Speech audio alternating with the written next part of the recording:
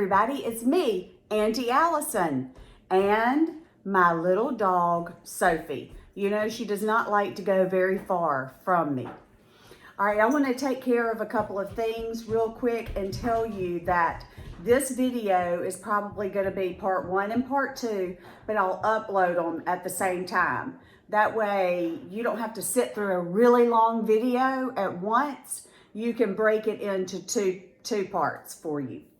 I'm going to tell you some ways that you can make these activities harder for older children and easier for younger children.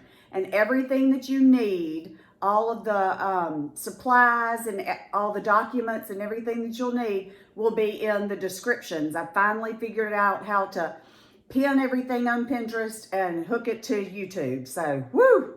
Yay! That took a while for me to figure it out. If you have a younger child at home, they may want to visit my youngest daughter's YouTube channel. It's called Playtime with Silly Sarah, and she's doing nursery rhymes and fun songs that you can dance to and pretend play, things like that. So if you don't mind, check it out and subscribe to her channel. And don't forget to subscribe to my channel. Give me a big thumbs up and click the notification bell so you know when I've uploaded a new video. Today, we're going to be talking about The Tiny Seed. Now, this is a book by Eric Carle. He's one of my favorite authors. This book is full of things that you can pull from it. The story is about a seed who goes up, up, and away, and he flies through winter, and he flies through fall. Some of the seeds that he passes don't make it. Some do, but he keeps flying along, this little seed. He flies. He flies over the ocean. He flies over mountains. He flies across the desert. He flies through all of the seasons. So this would be a good time to introduce your seasons: winter, summer, fall, and spring. And then the little seed lands in the soil, but nobody gets it. Thank goodness the mouse doesn't get it, nothing else gets it, the frost doesn't get it, and a tiny seed starts to grow along with some other plants, and things happen to it.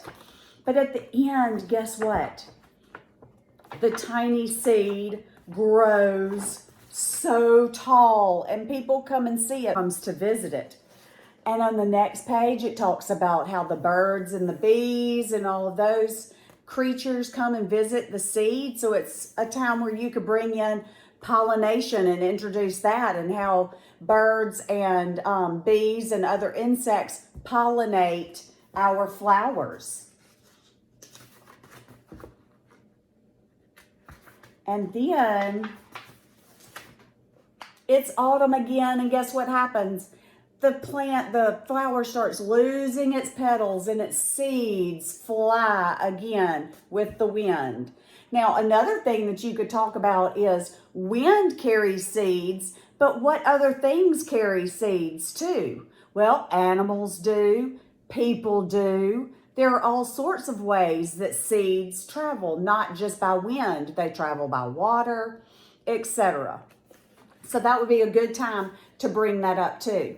Today, we're going to concentrate on seeds. Now, I will tell you that before you start this with your children, you need some dry lima bean seeds and soak the lima beans, just a few of them, overnight, because that's the first thing we're going to do.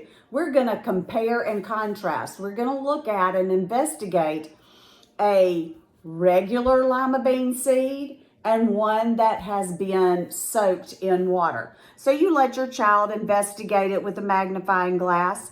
If you don't have a magnifying glass, they're really cheap at the grocery store or Dollar General. So you look at the seed, feel the seed, talk about the seed, and what you see and what you feel. Then you get a seed out of the water, and you might get more than one, and you compare them. Look, oh, the seed that's been soaked in the water looks bigger than the seed that hasn't been soaked. And look, there's something coming off the outside. This is a good time to introduce the seed coat, and that the seed coat protects the seed. When you open it up, this right here is all food storage for the seed, so the seed can grow and has food while it's growing. Then my little plant that was inside came off with the seed coat. So I'm going to look at another one and see if I can find that in there. That one did too. That's why you do more than one, because sometimes they don't do quite right. Okay, oh, there we go. So there's, oh no, it came off. Here's the tiny plant that's inside. This is what grows. And when you get a really good one, you can actually see a little leaf in there. All right, let's see if I can get this one opened without tearing it up. All right, the seed coat is coming off, and the children will be so fascinated with this seed coat and everything. There it is. Yes, that's why we do more than one. You can see the teeny tiny leaf right there, and you can see what's going to be the root. That part is going to go down into the soil. Okay, so once you've investigated your two seeds, if you want to, you can start My Seed Journal. All you need to do is print this off. They can put their name on the front. Take some lined paper. If your child is young, you might want to get the kindergarten lined paper that has the dotted line in the middle. If your child is a little older, you may just want to get regular notebook paper. So you take this is going to be the front, and then whatever color construction paper they like, you put that on the back, and then staple it together with their writing paper in between, and then they'll list the days. Day 1, this is what we did, and they can draw the Venn diagram. They can talk about what they saw in their seeds. It's really, really fun and interesting for the children.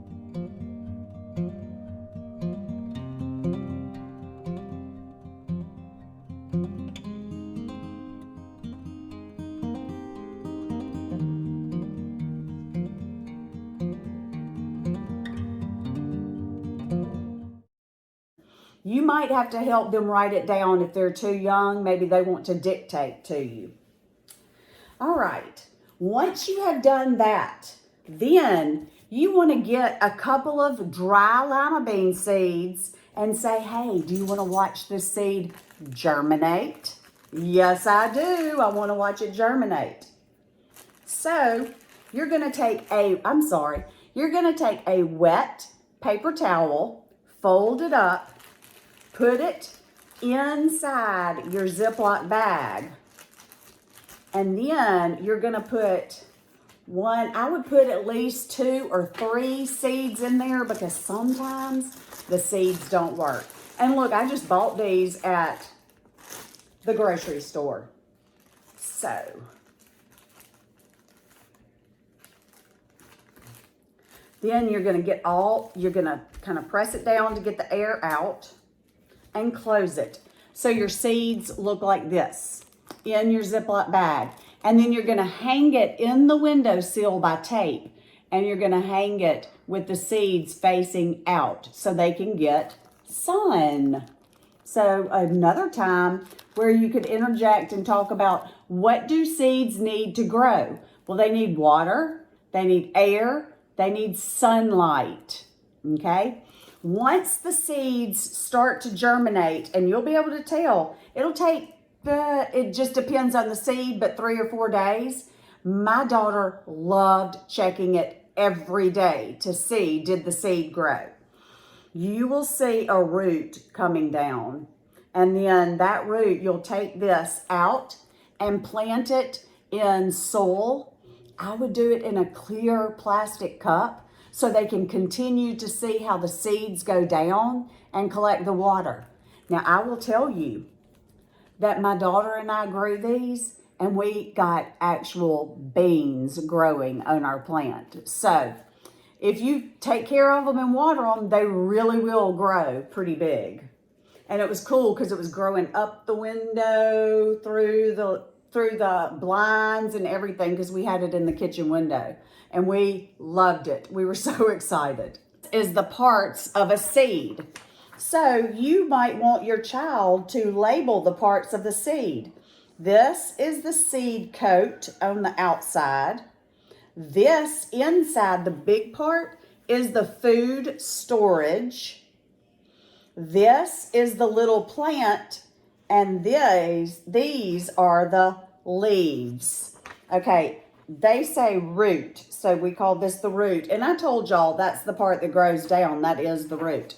So you can have them label this, and if you wanted to, you could attach it to the back of the journal, or you can glue it inside and just do it like this. That's what we used to do with our interactive notebooks.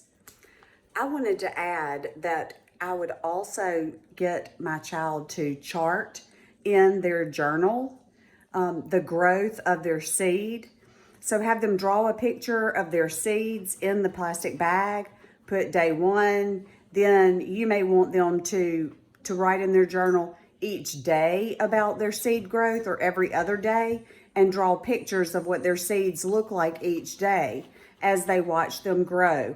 And then when they plant them in the cup, have them draw a picture of the seed planted in the cup, and then they can keep a record of that until the plant is fully grown. All right, guys, well, that is part 1 of the tiny seed, and I will be uploading part 2 in just a minute. Remember, everything you need will be in the description below. And if you have any questions, don't hesitate to leave a comment, and I will get back to you as soon as I can.